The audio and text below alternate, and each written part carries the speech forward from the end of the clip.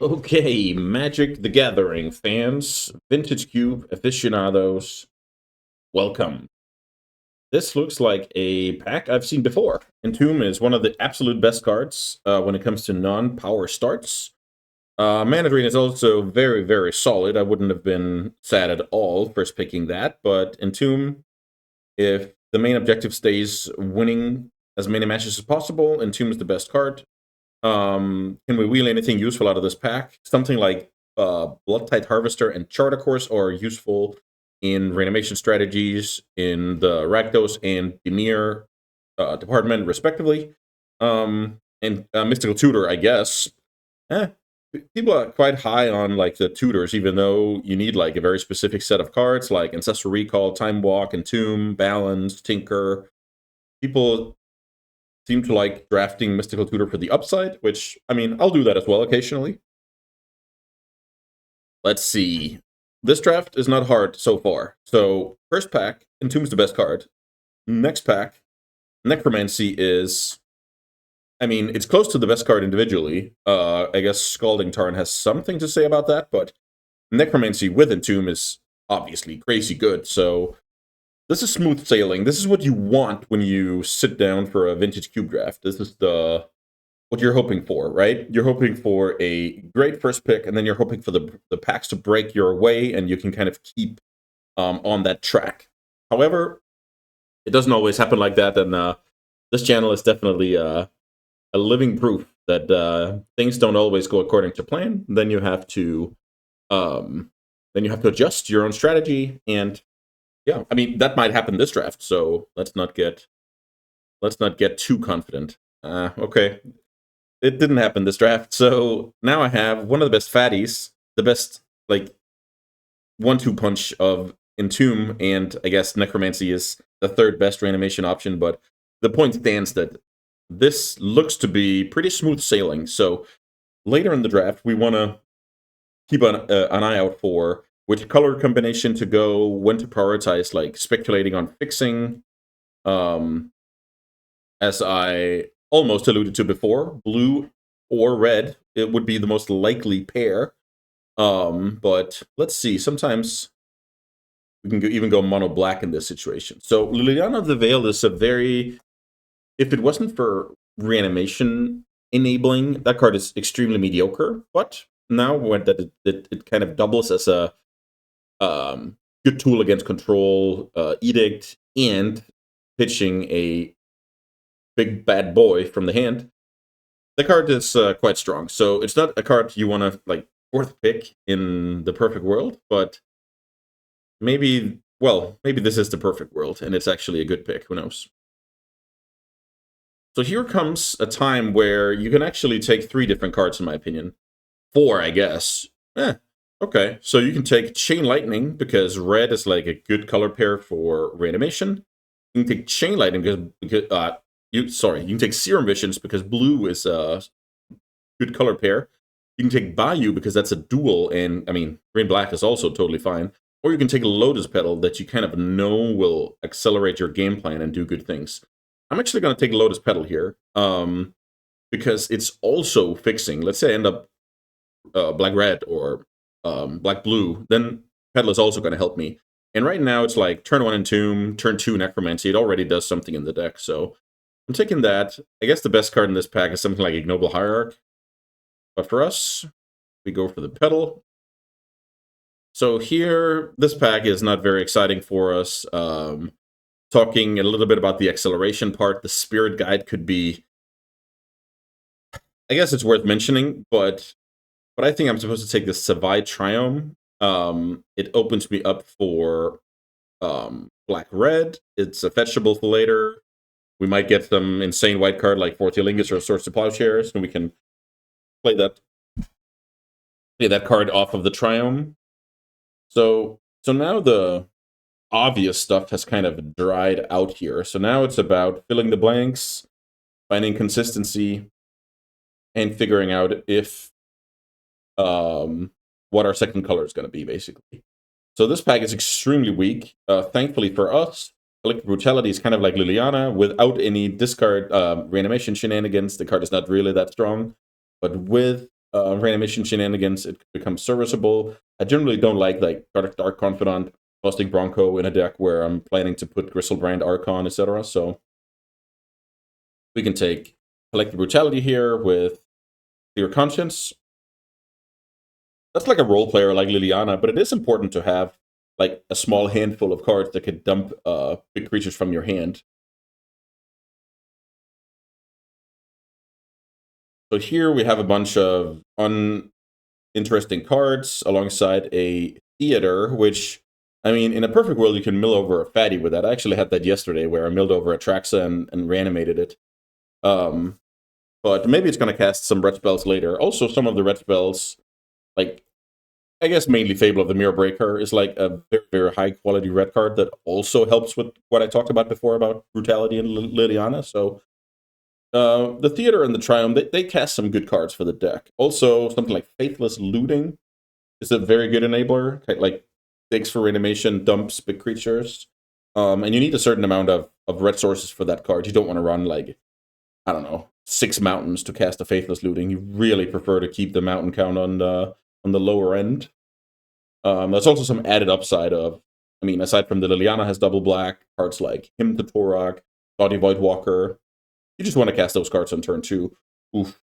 Very late in Narset here, but I'm going to take either Mana Confluence or the Harvester. And I actually think I'm going to take Harvester. Harvester is a very good enabler in the sense that it's a 3-2 for 2 mana, and you can dump a fatty from your hand, draw a card. Yeah, I think that's really strong. It's also removal in a pinch. But yeah, very strong pack. I wouldn't be embarrassed to play any of these cards. Maybe Dreadhorde is a card that's kind of hard to make work. Okay, so white is very open here. I think I'm just supposed to keep taking my my black cards and kind of remove those from the pack to enhance the chance of getting better black pack 2 and 3. There is a world where taking the Path to Exile there is reasonable, and I end up almost mono black with a little bit of white splash. I don't play the Harvester, stuff like that. That is possible. I wouldn't fault anyone for taking the path there. So the good thing is we got Entomb out of the way, which is like the number one reason to pursue the same cards as we are. But there's always cards like Reanimate that will kind of tempt the opponents. There's cards like Animate Dead. I guess those two just, or maybe like first pick Gristlebrand or Atraxa, and then all of a sudden you're going to be taking the Furio's Vengeance and the Life Death and like the fillers basically for my deck.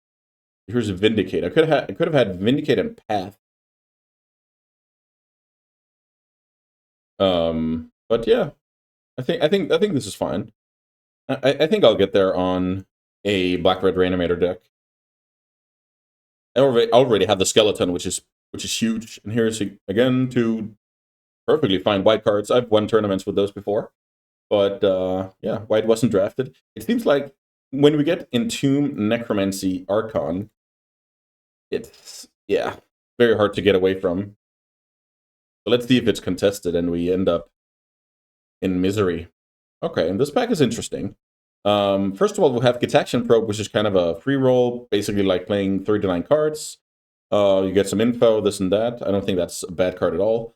The only black card in the pack, I mean, I don't really count Valky, is Harvester of Misery. That card is both good with the like hardcasting it for 5, and it's good discarding it for 2, and it's a decent card to reanimate later. It's like Massacre Worm Light. First picking that card, however, is not my favorite activity, but I think I'm going to do that. Lauren Reveal, if I was blue at all, is good, like fixing / late game card draw. Retrofitter is awesome in more traditional decks. Skullclamp as well, very, very strong. Let's say I open this pack. My first pick would probably be Palace Jailer. And then, yeah, we just have some solid ones like Clamp, like Lorien, like Foundry. Maybe we can wield the Abrade, but I don't have high hopes with it being the only red card. First pick, Harvester, is not very impressive. Okay, what about this pack? So we have a, I don't know, let's call this tier 1.5 reanimation target, and we have like the best land possible for the deck, I guess, outside of Badlands. I think I'm supposed to take the land here, and then we can get there on fatties later. Yeah, Bloodstained Mire is too strong to pass here for me. Okay, Here we have some cool ones. So I can go Dark Ritual for speed, or I can go Sneak Attack for, let's say, more consistency when it comes to having a fatty in hand. Maybe that's sick. I mean, Red-Black Sneak Reanimator, that sounds quite awesome. I have a lot of time to get, the tutor, a couple more fatty, stuff like that. Okay, let's pick up Sneak Attack here and see if we can really do it to the opponent. Sneak Attack and Through the Breach are two good reasons to, speculate on red fixing. Okay, so here I basically have Fury and Infernal Grasp, but I think Fury is enough better that working for our mana is worth it. Also, if I ever get to Fury Pitch and Reanimate, you can like kill a whole board without too much trouble. Fury, yeah, decent pickup. So this is basically Kozilek that's good with Sneak Attack or Culligan's Command, but I think this is Kozilek. Also, I could pick up some like Goryo's Vengeance, Shallow Grave type cards later. And it's just good to get this out of the pack to also enhance the chance of getting those cards, to not let others get too frisky about the same cards, basically. So once you're in a combo deck and you're kind of scared that someone else is looking for the same cards, if you have a close pick, you should, like, the tiebreaker should be exactly that, like cutting off those cards.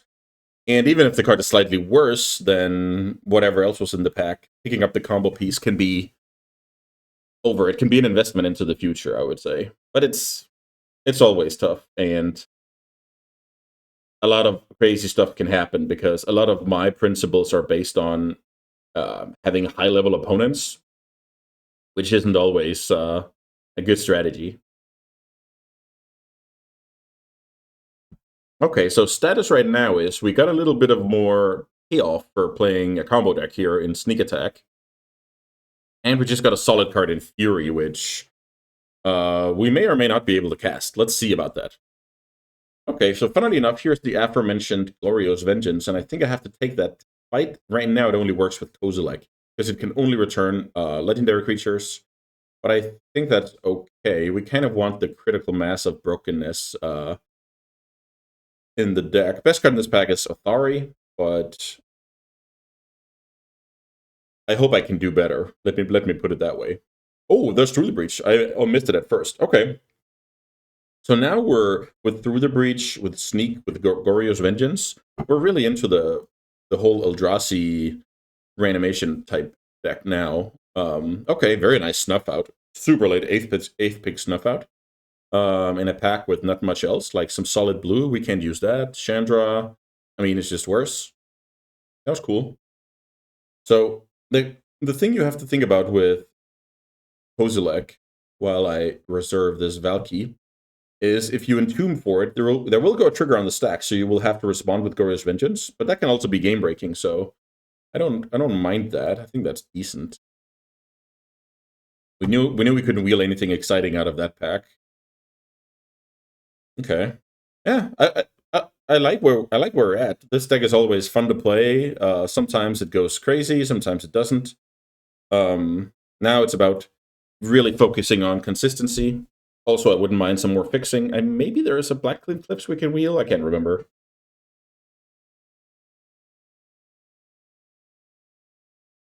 I really wanted the Dark Ritual as well, but that was something else in the pack that was more important at the time. So here's another Eldrazi that I didn't notice the first go around, but we definitely take that. Good with Sneak, Breach, and Goryo's Vengeance. So it's very important to have, like, let's say we have 4 ways to cheat it into play, but only 1 fatty. Like, that wouldn't be good, right? Or the other way around. 4 fatties, but only 1 reanimation or sneak spell. It's nice to have a good balance, so it's easier to put together the A plus B. So this draft was pretty straightforward. Well, until this point at least. I got the Entomb Necromancy Archon, and then I speculated on red fixing. I guess that's the only, like, where my decisions were needed. And by speculating on that, we got a good enabler, and then we got some more payoff even. So sometimes you're setting yourself up for success in Cube. Sometimes the packs are bad and you don't get there. Sometimes the pack gets you there despite, you not drafting with purpose, or oh, I didn't think about that, but hey, I'll take this, and then you kind of get bailed out. So for me, Cube is about eliminating as much variance as possible, which is not something that's realistically attainable, but it's something worth striving for, I would say. Okay, we pick some bad cards to round out this pack. So statuses, we have 3 lands. That's down to 16. I guess down to 15. So we're doing fine on playables, being at 15. So we need like 7 or 8 in the next pack, but I think that's okay. And if we don't get there, we have some like filler cards like Trespasser and Gix. But I think we'll be fine here. And I think we're gonna have a strong deck once the dust settles. Wow. Okay. This pack is awesome. So first of all, Caracas, very, very awesome utility land. You don't have to play white for this card to be good. It's just look at it against this deck. Like, it would be very, very strong against this deck. Then we have Fire Covenant, red, black, kill one side of the board. Very, very awesome, especially if I have some creatures myself. We have Leliac, card advantage engine, basically. Then we have Mana Vault that can ramp into, like, Sneak, Breach. Then we have Exhume, which is the 1-2 punch with Entomb. I think I'm going to take Exhume here, even though this pack is so strong. Like, Parallax Wave, Mana Vault. Wow. Yeah, that pack is stacked. I'm going to take Exhume here for the 1-2 punch. Here's Mana Crypt and Gristlebrand. Oh. Ooh. Mana Crypt and Gristlebrand. So Gristlebrand is one of the absolute best creatures I could have gotten, but Mana Crypt can power out the Sneak Breach part of the deck. Yeah, it's too strong. Wow. Okay, Exhume into Mana Crypt there really improved my deck. So, okay, I'm very happy about those. Gristlebrand is most likely out of the picture now, even though I've been picking up all Reanimation, all Sneaking. Is this the day where I wheel a Gristlebrand for my Black-Red Reanimator Sneak deck? That would be sick. Okay, so Palantir can do a lot of damage in decks like this. Recurring Nightmare works only with cards that stay in the yard, which is Archon and Fury right now, I guess Harvester to some extent. Fatal Push is just a solid card. This could be Palantir because I can mill over these guys. It's Palantir or Fatal Push. Let's count the removals. So I have Snuff Out, Brutality, Harvester, Grasp. Yeah, okay. I'll snap up the Palantir here and hope to mill over some big boys. Yeah, okay. Now I'm back to Earth. I think I take the Mutt. It's not insane or anything, but let's say I have a Goryo's Vengeance in hand. I discard an Eldrazi. Like, it's serviceable. This can also dump Archon or the Gristlebrand that I'm wheeling. No, I don't believe I'm wheeling that Gristlebrand. I really, really hope so. And it's not out of the question. Let me put it that way. But to be fair, I didn't like study the pack very closely, so it's mainly because I have all the payoff for Gristlebrand already. So who else would want it? That's the logic. Okay, Imperial Seal here for consistency is okay. Obviously worse than Vampiric and Demonic Tutor, but super good.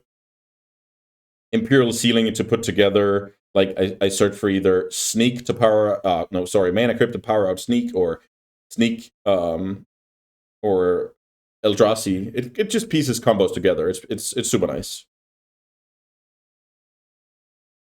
Also, if I have Reanimation in hand, I can go get Entomb. If I have Entomb in hand, I can go get Reanimation.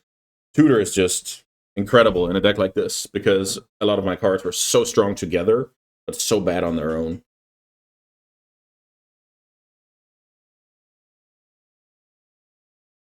Yeah, okay, I mean, I'll take this. So let's see. Ashen Rider is a card that is decent with Sneak Attack and Breach, and it gives me a little bit of redundancy when it comes to natural drawing a fatty to discard to Mutt or Liliana or those guys. Yeah, I mean, let's take that over Concealing Curtains, which is a mediocre card. You can round out your deck with that card, but it's not something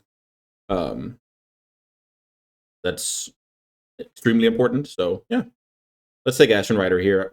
Ashen Rider is obviously like a, let's say, a bad Griselbrand, so to speak. But I think having 4 fatties, I think that's a good number.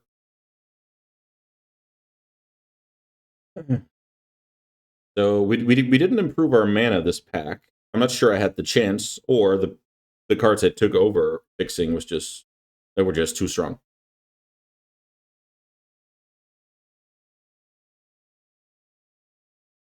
I sometimes think about the like the what's going on this card. So you have small creatures. Give me a second here. Ooh, this is not the best, but currency converter is okay. You have small creatures. They're kind of. It looks like, are they sneaking up on the dragon, and then the dragon waking up is the sneak attack? Because those small goblins are not going to get the job done against the dragon. Nothing beats surprise except rock.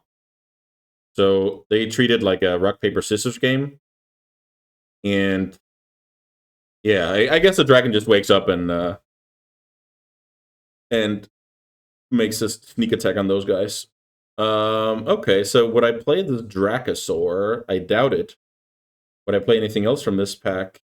I doubt it even more. So let's see if the Griselbrand wheels. Yeah.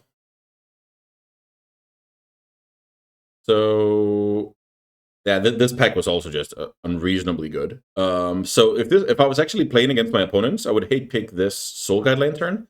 But for me, this is Fire Covenant, and yeah, Parallax Wave. Jesus, what a card. I think now it's a Griselbrand pack, but could be wrong. Right now, I have a deck ready to submit, basically. So if I get the Griselbrand, I think I'll just replace the Ashen Rider and play with the rest. Also, a card like Fire Covenant, if you play... Ow! Okay, so the fact that I was on the reanimation stuff and the sneak stuff made it so that there was no... basically no incentive for anybody else to have the sneak attack.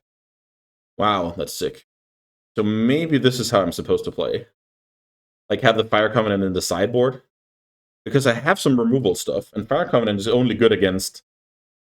Like, it's only clutch against, let's say, mono white, mono green, stuff like that, right? It doesn't have to be mono, but, you know, just main white creatures or main, like, mana dork. Recurring Nightmare. I'm a bit scared I don't have enough early creatures for that card to be good. I have Mutt and Harvester as, like, my only... And I guess currency converter. Okay. I mean, I'll play the Recurring Nightmare. Most likely. I'm actually not 100% sure. Here's a creature for Recurring Nightmare. I'll just take it, but I'll have to make some cuts here. These cards don't matter.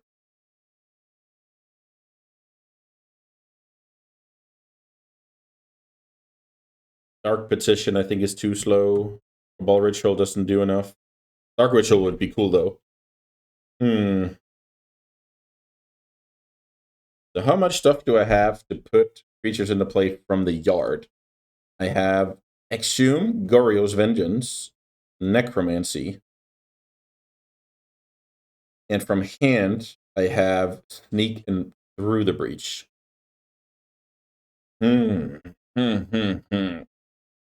So right now, Tenacious Underdog and Recurring Nightmare is kind of like a package. So I would have to cut, I think, 1 card to fit them. And maybe it's okay to cut something like Infernal Grasp, use it as a sideboard card, and focus on, you know, going broken. Yeah, maybe that's okay. Then I can add some lands here. Let's see. What if I add like 3 and 9? Then that would put me at 6 red, 7. A little bit of treasure going on there. 7.5. So how many black? That would be 12, 13, and a little bit more. Maybe I can go like this. I think this is okay. Oh, I have 1 too many. Okay, that's the plains. Yeah, I mean, this deck looks pretty awesome to me. I'm focusing on cheating creatures into play, and then I can kind of sideboard into, let's say, like I face aggro. I have Fire Covenant, Pyrokinesis, and Infernal Grasp. I can kind of go down on the unfair angle. Yeah, I mean, I think this will be a ton of fun to play. So yeah, thanks for watching so far, and see you for the matches. All right. round 1 here with red-black sneaky Reanimator. And this hand is not the best. This hand is... It's going to have some tension, like when I play the Mutt. But I think it's okay. Because if I discard the Ashen Rider, I enable future Reanimation, but Through the Breach is not very strong. But I feel like it's still worth it. I have a good number of Reanimation in the deck that discarding the Ashen Rider will open up some cool avenues. The opponent with a great start here.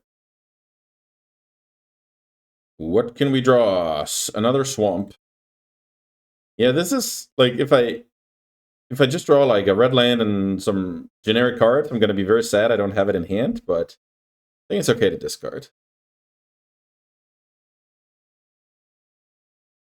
There's a Snuff Out.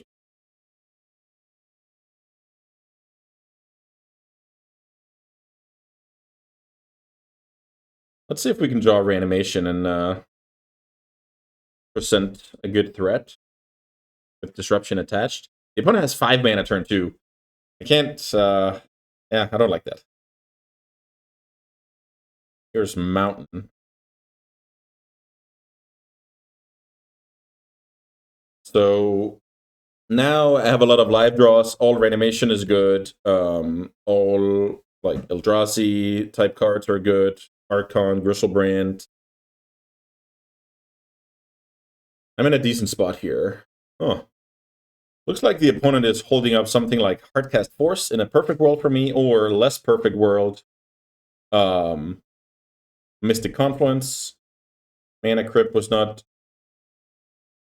an amazing draw. I don't think I played out, though. It's going to be very specific for, you know, end step Through the Breach, the Fury to be strong, so I'm not going to play it out. Also, the opponent see their traders, so if they want to develop their mana, they're going to have to make like an annoying choice.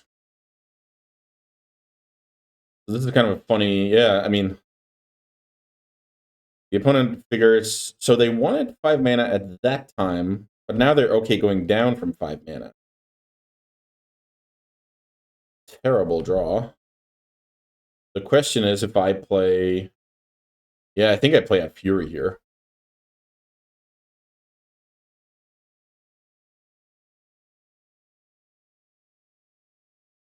I'll play Fury, most likely get countered, but that's okay because I have bigger fish to fry.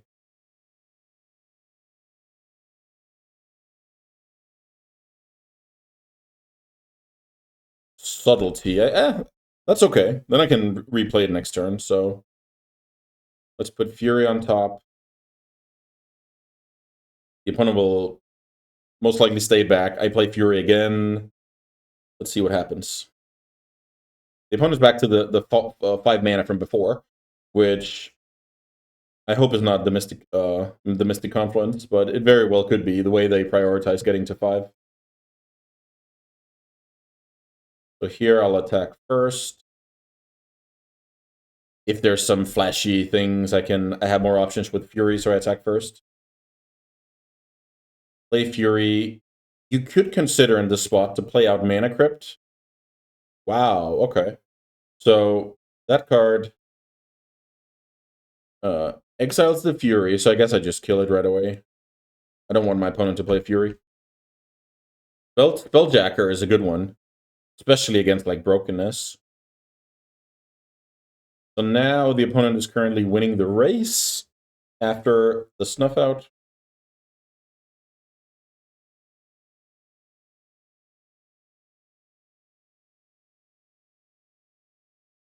If life wasn't ooh, really? I feel like I'm supposed to play Through the Breach first.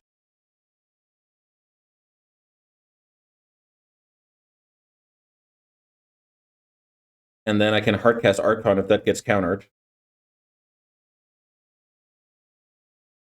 Mana Leak, so yeah, I don't know if I only said that sentence in my head, or if life total wasn't a concern, you can consider playing this out to play around exactly Mana Leak.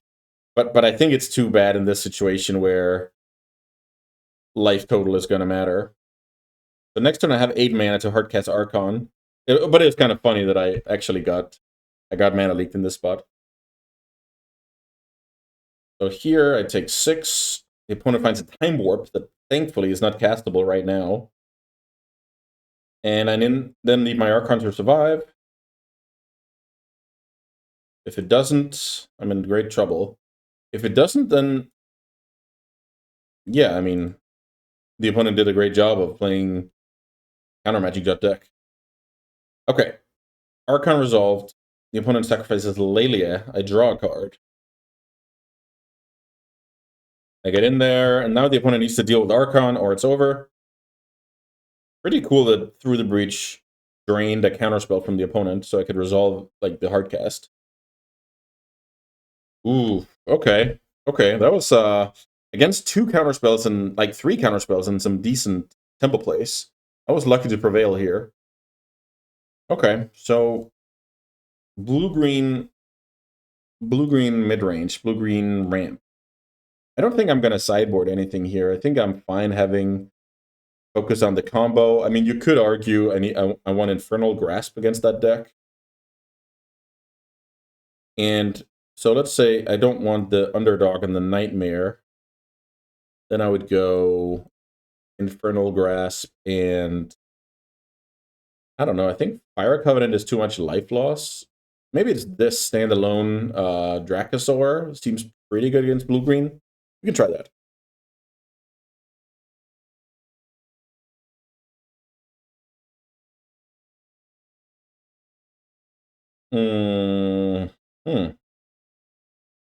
So, okay, yeah. I can put Griselbrand in my yard and Vengeance, which is quite powerful.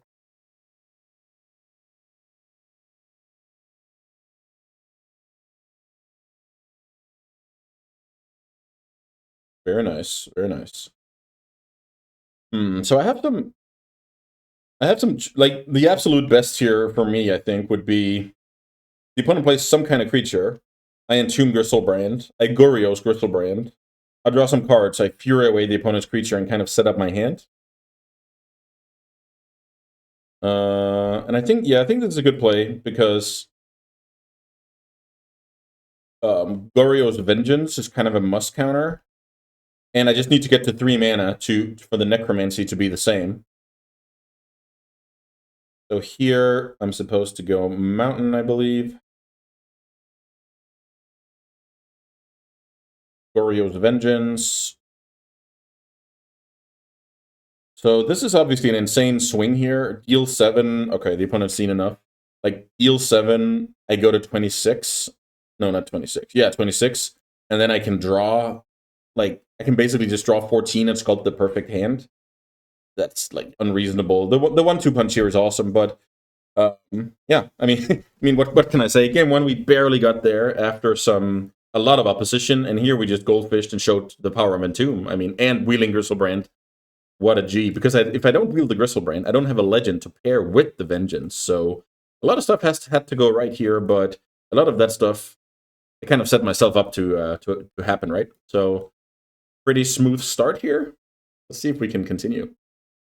Round 2 is upon us. We're currently 1-0 with Black-Red Sneaky Reanimator. And we have this hand. So let's see. Magic is a hard game after all. So if I go turn 1...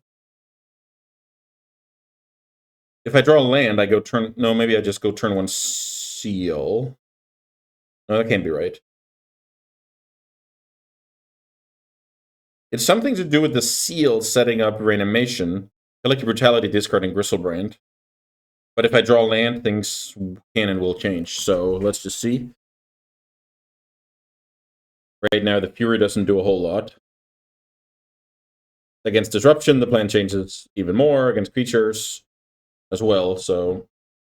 okay, I draw another tap land.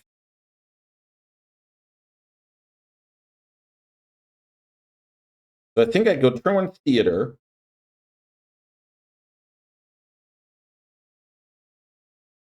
Because... I mean... I put that card to the yard, so it's a shuffle. Kind of sad I have to give up here that I'm not an aggro deck. or yeah, give up that info, but it is what it is. Then next turn, I most likely go tap land, seal.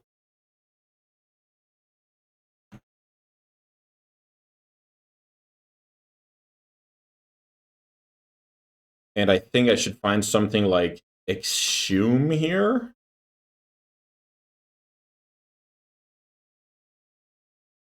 Exhume is kind of bad if the opponent puts baddies in the yard, but it's cheaper than Necromancy. I think that could help. Let's see. So the cool thing is now I have Liliana and Collective Brutality that can get rid of the Gristlebrand.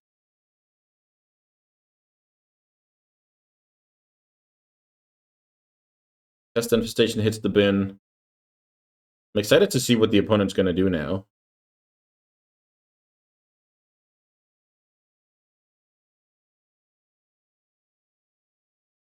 Looks like I'll try and play the Liliana into counter magic.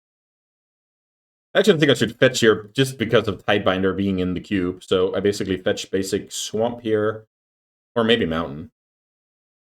I feel like I can go Mountain here. So Mountain, play Liliana, discard the Gristlebrand. Even though my opponent has black mana, but that would be the play.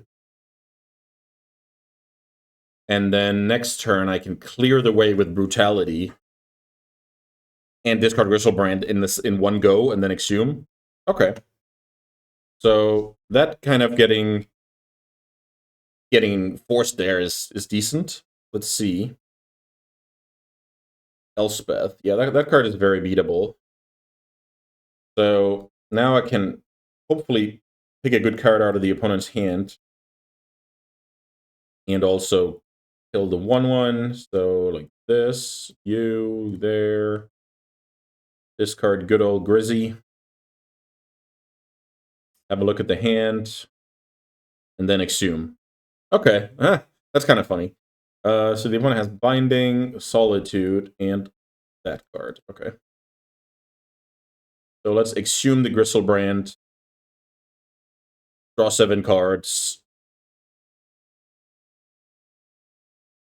And I think I can only draw 7 cards because the opponent has... Ah, yes. Okay. Great play by the opponent here. This is kind of a living end, anti-living end play for Modern. So the opponent gets to Solitude my Gristlebrand here. So that means theoretically I could draw 14 here. Which I probably should. Looking at these kind of mediocre cards. Let's go to 3 and then back up to 10. Yes. So now I can play out Petal. I can... Unfortunately, I only found 1 red card, but I think it's nice to get rid of the Solitude here. Even though Through the Breach was also a good card for next turn. So I can do like this. The opponent has what? Leyline Binding left? Yeah, Leyline Binding left in hand. If I don't discard an Eldrazi, I can produce like Ashen Rider next turn. So I go discard, discard, discard, discard, discard, and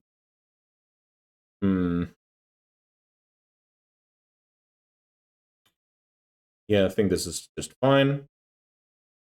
I can go Mutt, discard Kozilek, then respond with Vengeance. But the opponent has I guess the opponent has what's it called? Leyline Binding up, so maybe I need to find a better plan. The opponent has Leyline Binding and 1 unknown in hand. If I Recurring Nightmare the Ashen Rider on Elspeth, I think that is good as well. But then the opponent has the chance to like respond with some stuff, but maybe that's acceptable.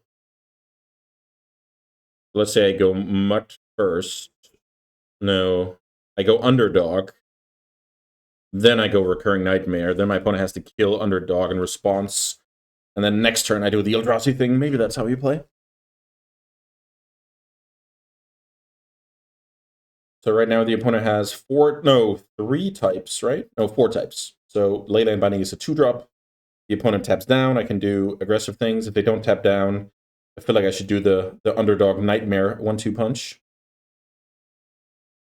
The opponent can't allow me to get Recurring Nightmare going here with like Ashen Rider Fury and stuff like that. That's just too much.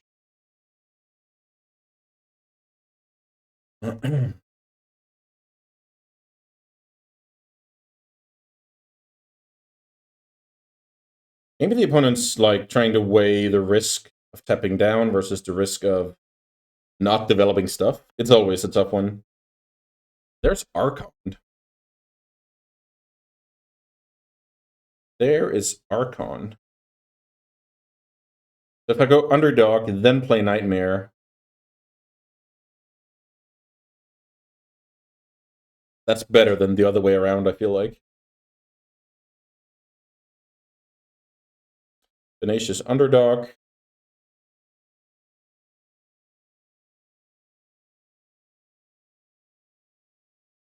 I will have to take care a little bit of my life total. I could lose this game just simply because of life total.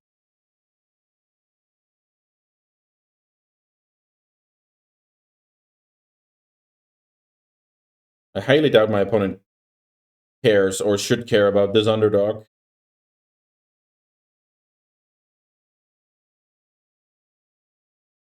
But let's see. Talent here is too slow here, but I have some good stuff to do. The Recurring Nightmare with the Mutt is gonna, and even the Goryo's Vengeance, if it comes to that, will be strong.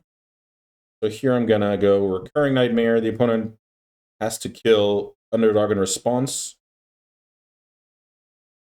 I pass the turn, but I have a Recurring Nightmare in play. That means any creature is quite awesome. So funnily enough, because the Mutt has an Into the Battlefield trigger, the opponent will get time to respond like by killing it before I get the priority to use Recurring Nightmare. Which could, let's say they have a random card like Fatal Push or whatever, could be relevant.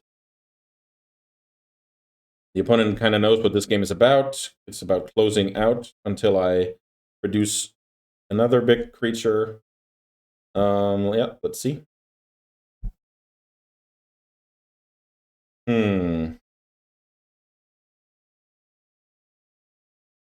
Let's start with Mutt.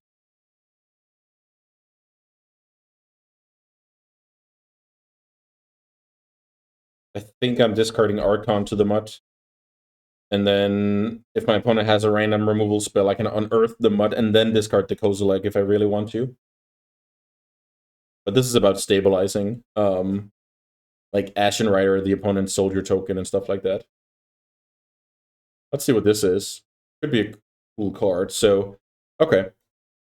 Absent takes care of Recurring Nightmare. So now I kind of have to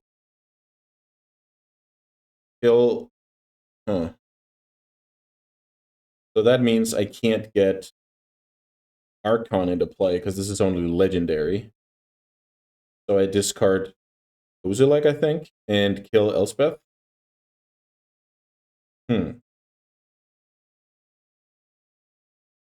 Discard Kozilek. Vengeance. Attack Elspeth. Everything gets shuffled. I can hardcast Archon next turn, right? 3, 7. Okay, so this is not bad. I'll attack Elspeth. The opponent can sacrifice Elspeth, so they have to sacrifice Elspeth and 3 more permanents, which is a lot. So while I could play Palantir, it would mean I sacrifice my Petal and also my ability to hardcast Archon next turn. So I think I have a good plan here. It's going to be very tough for the opponent to deal with this. They need a straight up answer for Archon here and kill me before I recover. Pretty tough, pretty tall order here. So let's attack, then Archon. Pretty cool game. I drew 14, but it was still kind of down to the wire. Archon of Cruelty.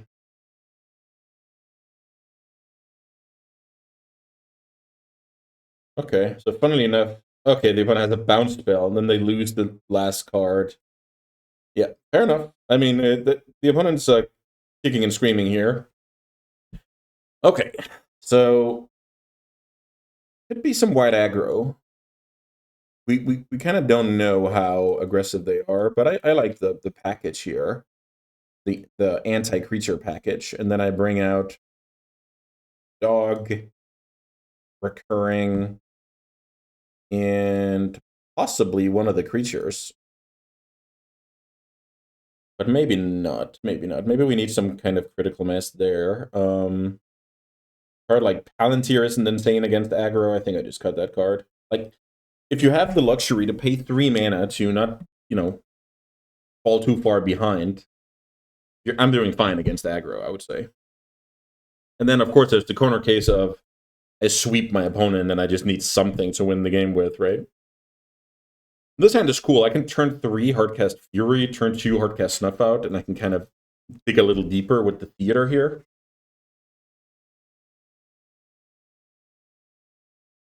Glorified Island pass. I draw it. Okay, Liliana is also a good one. So let's see if we can do anything cool. We can get rid of a crapper. So yeah, I really like these surveillance in a lot of formats. I think the only format I don't like it in is Vintage. Here's Staff of the Storyteller. Great grindy card for the plan I was hoping to start. I'm actually not gonna play out the crypt here. I think this game could be about me giving myself enough turns to get there, so to speak, and I don't want to help my opponent out here. Of course, if I get to like sweep a couple of creatures, it's a different story. Okay. The opponent's holding up 2 mana here. I'm really scared about the control side of that deck. Huh. So funnily enough, I have 7 mana just here, so I don't even know if I'm supposed to Liliana away any of these mana sources. I think I'm just going to edict my opponent if this resolves, which is not like, it's not very exciting, but we'll try it out. The opponent has some kind of flash creature, I can consider the snuff out. But mainly, it looks like I just don't care about that Liliana.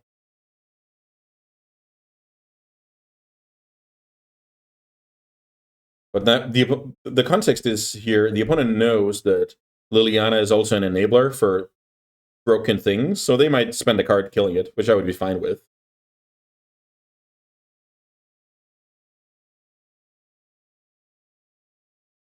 And so now I'm hopefully getting into that part of the game where the opponent doesn't know whether to apply pressure or not. Okay, I guess that's a very, very good card with the staff. Now the opponent doesn't have to do anything. Ooh, the Harvester. Is Harvester any good? Very possible it's just a bad card.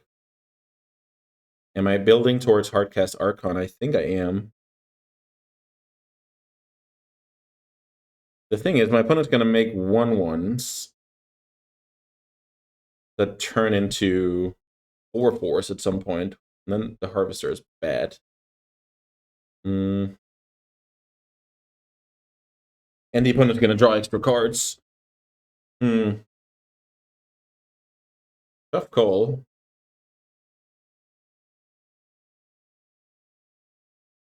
Maybe Snuff Out is worse.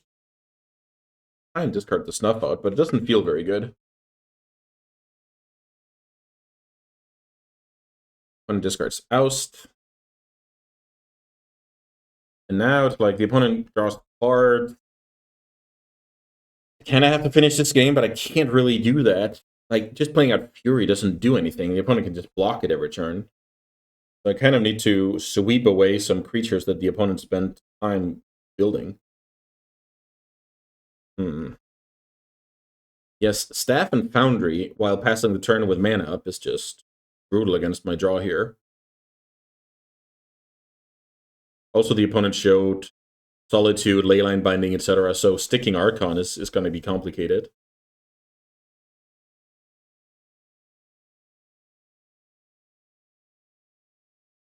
Liliana getting attacked is fine.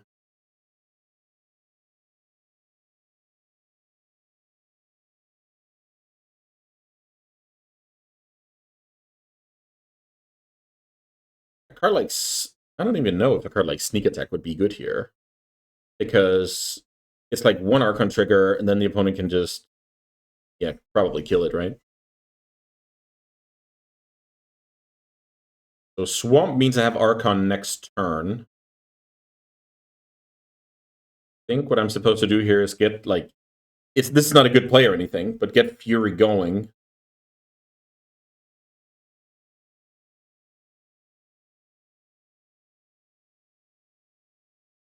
Okay, I mean, this is not terrible. And funnily enough, I'm not going to use the Liliana here. I now have a 2-mana Fury in the bank. My opponent is looking for some cool tempo plays here. Then the opponent can fetch and make a 1/1. Put another counter on the staff. Yeah, this is very complicated. The only good thing is if the opponent goes like fully bonkers on like going wide, then all of a sudden the Harvester can be strong.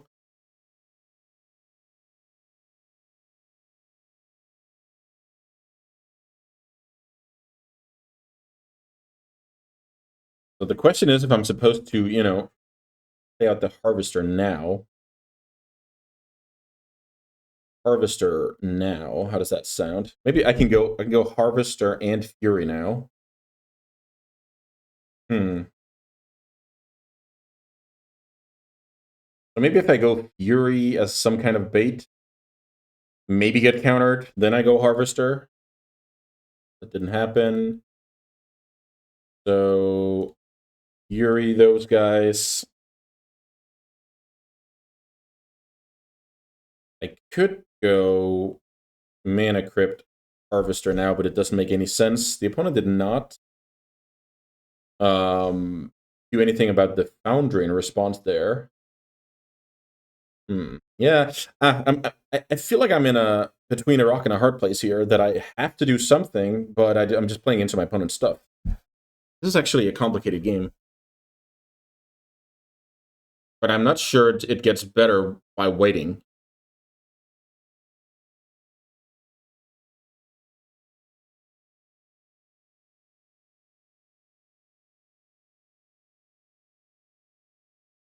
The opponent's playing a 3/1 out.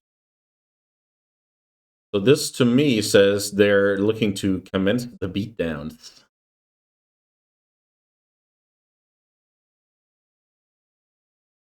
Okay, so the opponent wants to draw cards now. So this, if my opponent operates at sorcery speed, this makes my Harvester plan better. So maybe that's what I'm supposed to do, like play Harvester.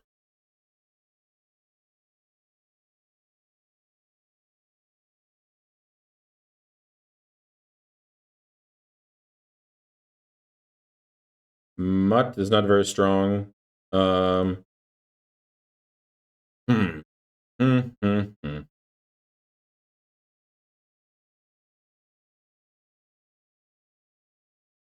So let's see. I can go Harvester and kind of get the clock going.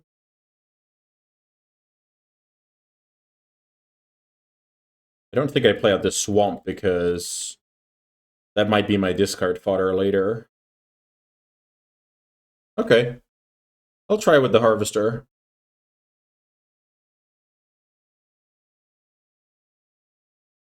I think my opponent has some kind of tempo plan in mind here. And if I can stop that, cool. If this gets countered, hopefully it means Archon will happen next turn. So now I can get in there with my 1/1 double striker. If my opponent has a flashy... Oh, they play Solitude. Yeah, okay. No, not Solitude. What's it called? Subtlety. Okay. Oh, Emperor. Okay. So the opponent can do what? Make a 2/2. Yeah, okay. Make a 2/2 that trades for Fury. I guess maybe Blue-White has too much flashers going on for the 1/1 double strike attack to be good. So the opponent did a great job here of just grinding out while still trying to reduce my life total with Brazen. I think now the time has come for the Archon to hit the stack.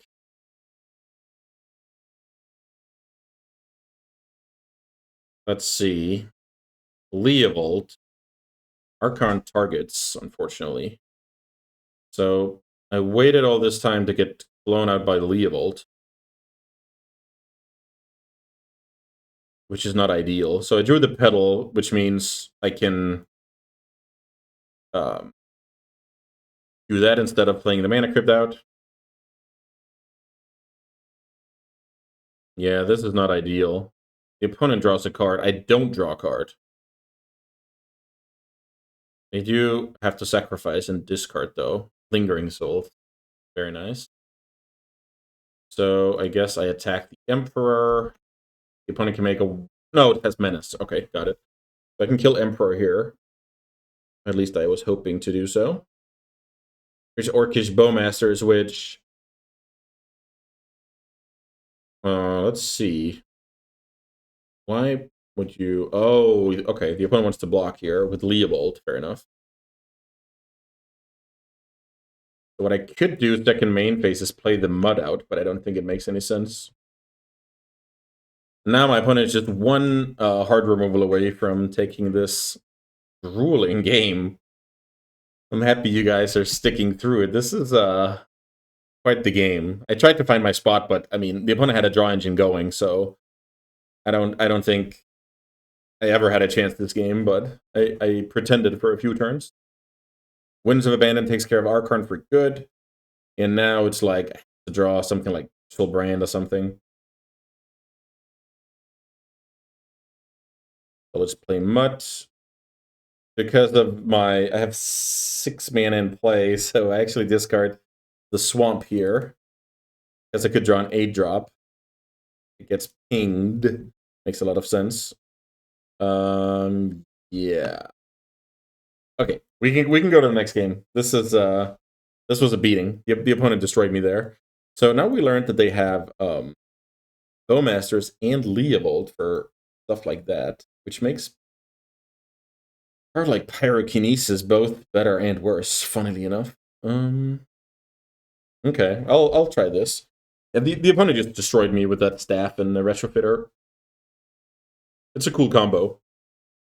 And then you can sit there and play reactive. Yeah, I love it. Let's see if we can do something fast and brutal to the opponent here.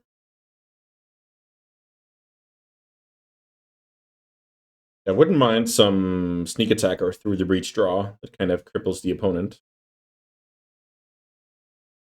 But in general, the white removal spells are very good against this kind of deck. Like, if I, let's say, sneak in an Ulamog or something, I guess it's hiding out here, and the opponent just has a random plow or leyline binding, it's a very good exchange for the opponent.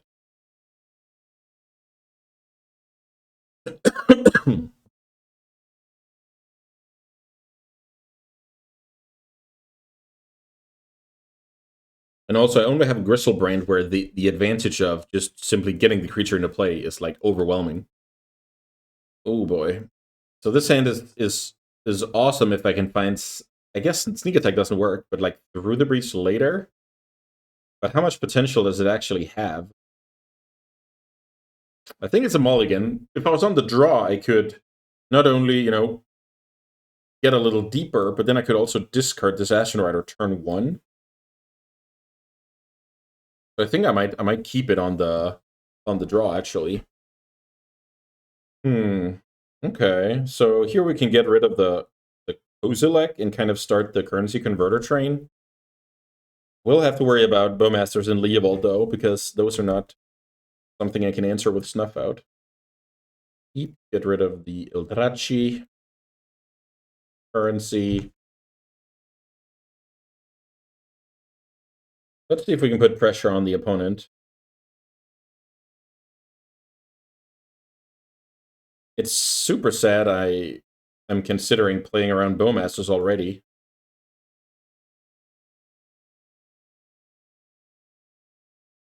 But maybe I should just play the 3-2. I think that's okay. The mountain was a decent draw. It's kind of cool. The opponent's just playing like blue-white with a black splash, and that black splash also like helps with triumphs for leyline binding. It's just cool, clean deck building. So let's attack.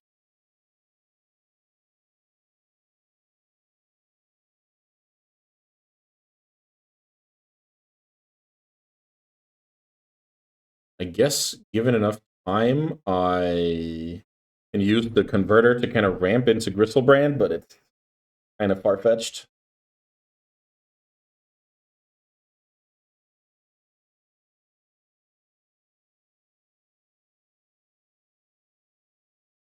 Let's see if the opponent has any spicy play here.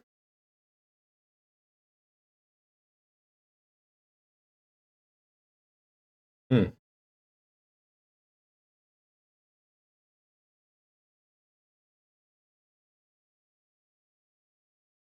That is very annoying.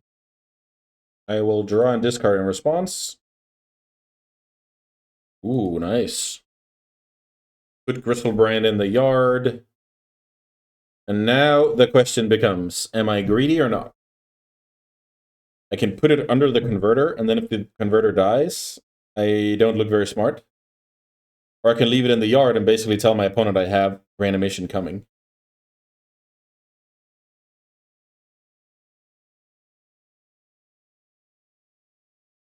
I think I'll try and be a little greedy here and look like someone who's trying to go for the plan B. But it's a tough call, I would say. So I exile the Gristlebrand, put it on the converter, and then I try and Necromancy next turn and get a big creature into play. I will say that the Bowmasters is quite awesome against Gristlebrand. That makes Gristlebrand just into a big boy. Here the opponent can ping for 1 and block with the Org Army. Decent exchange. They leave the Bowmaster. And God forbid they have the Twister.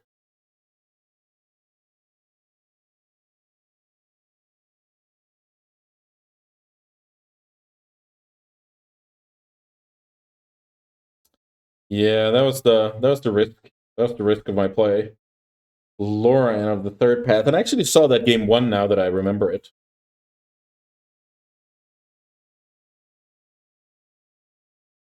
Yeah, that's always sad. Tried to play a little bit around like counterspell, have my cake and eat it too with the 2/2 to stop the beatdown, or like eat the Gristlebrand, but it didn't exactly work out. So what I could do here is Necromancy my Harvester, but I don't think that's a play I should make. Necromancy, even though it has the flash like ability, doesn't work with Ulamog. Maybe this is where I try and spike the Goryo's Vengeance off the top of my deck. How pressured am I? If the opponent gets to untap here, I'm probably in terrible shape, so... Okay, here goes nothing. I'll try and... Oh, I thought I could actually stack these. Okay, I guess I don't know the rules then. All right, that'll gonna do it for this match. I feel like I guess I could join Tomb. Okay, I'll play this out. Ah, that was that was terrible. What was I thinking of there with? Yes, it just puts it automatically on the stack, and then the shuffle comes on top. Yeah, that makes a lot of sense. I'm thinking about stuff like activate Putrid Imp and stuff like that. Oh, right. So the opponent can do this. Okay, I mean, that is something you can do if you want to make the red black deck draw extra cards. Do a snuff out. I guess I snuff out the Lauren here. Okay. So a little bit of rules fumble there. So there wasn't any upside in doing that at all. So I go to 10 here. The opponent has a full grip in their mono interactive deck. Very, very tough. Spellbinder. So the cool thing about Spellbinder is in situations like this is even though I will have the mana to cast Necromancy, they can just take Ashen Rider out of my hand. So I don't have it in my hand to, sneak or reanimate or whatever.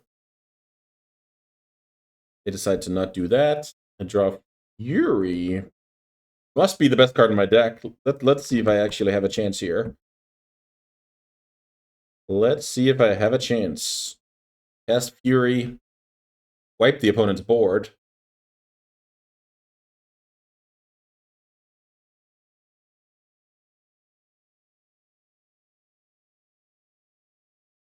The game that keeps on giving. So Fury takes care of all the opponent's creatures. To give myself a little bit of time here.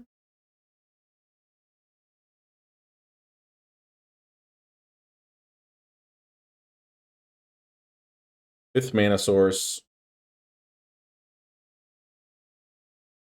Okay, so I get exile removal is annoying here. For obvious reasons. With the Necromancy in exile. Leoval is also very, very strong. I draw Sneak Attack. What on earth is going on here? Okay. This is, we have a game here. So I think getting rid of the Leovold is good. The opponent draws a card. The opponent could have Solitude here, which would be insane. Thankfully, they don't. And I can get rid of their black source, I believe, end of turn. Okay, this deck wants me to not concede, so I'll take note of that for the future. There's Apparition on the Sneak Attack, probably a good call. So now what I can do is, well, first of all, see if I can find a better creature than Ashen Rider. I can't. Then I can Necromancy the Ashen Rider. So what I could do is kill Apparition, get a 4/4. Maybe that's good.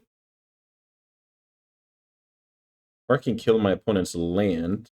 I actually think I'll go for the 4/4. I think that's decent.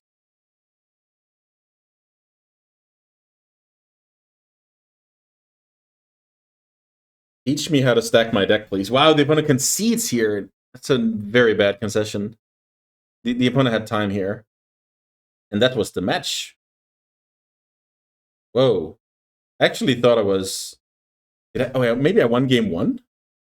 Wow, yeah, that... Okay, so this is just kind of unreasonable. I got so lucky from the top of my own deck, and the opponent didn't have much going on there.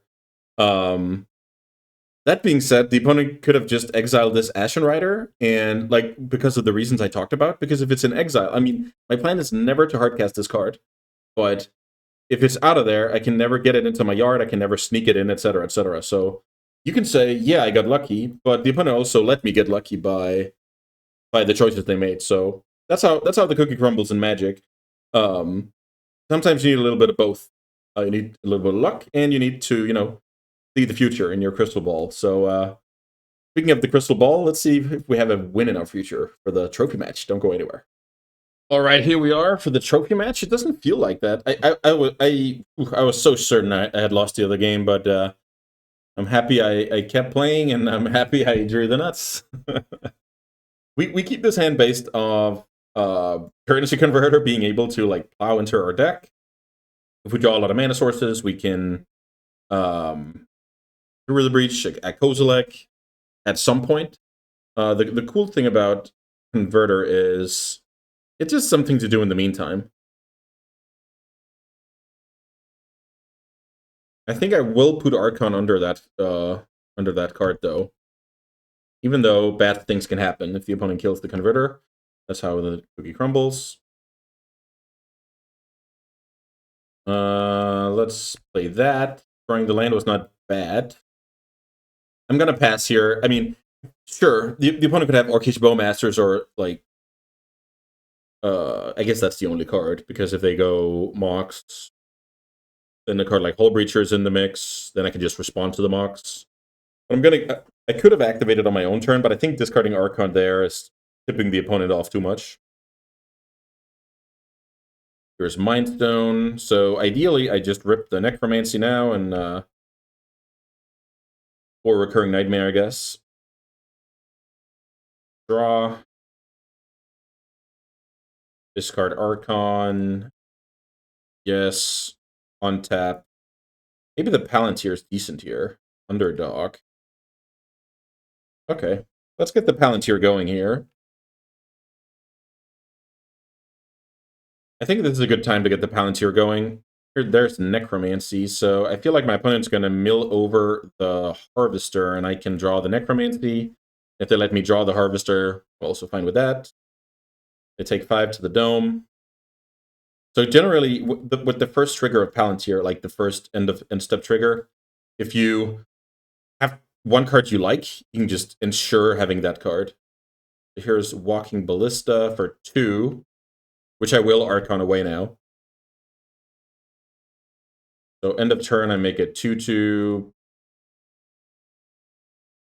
Put Archon back into the yard. Draw the Necromancy. Ask my opponent if they have a force, and they don't. Okay. Pretty smooth sailing here, using Currency Converter as not only a digging spell, but also an enabler. Pretty darn strong. So this looks like a control deck where it's good to have the recurring Nightmare in. My opponent showed Walking Ballista, which is either like a not that strong playable or a part of a combo package with either the Fox plus Monolith or Gadgeteer plus Monolith. I guess there's a world where the opponent would want it in their Academy Workshop deck to just have a cheap artifact that's also a payoff artifact. You saw Shelldog Isle, and actually, I could have paid attention to what was under the Shelldog Isle, I believe. I think that's how it works with face-down cards. You kind of have to reveal them after the game like Morph. Okay, let's see. On the draw, we have this hand. This Imperial Seal should be able to do something, right? I guess everything is more easy if we just draw a freaking swamp. Then life is easy. I draw a mountain. So what I could do here is Imperial Seal for the Mutt. And then I Cozy like my opponent turn 2. I think that's okay. In the face of a counterspell, it's bad. It doesn't work with Converter, right? Because I will only have 2 mana to, 2 mana to loot. 2 mana to activate. I would love my opponent to tap out for a Mind Stone now. I'm not gonna lie. That also works. So now I can put my opponent to 0 permanence. The game is not over at all, but I will have like some mana to be favored. So here I go, Mana Crypt, Mutt,